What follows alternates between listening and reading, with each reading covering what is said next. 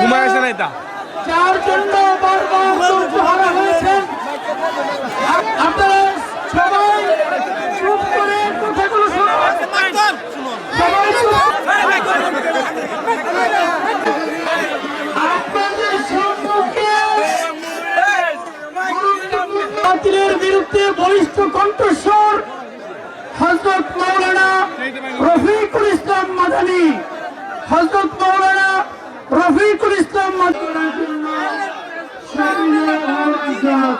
أما بعد فأعوذ بالله من الشيطان الرجيم.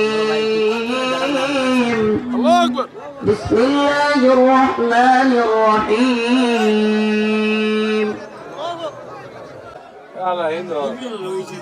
أيها الذين آمنوا استعينوا بالصبر والصلاة إن الله مع الصابرين.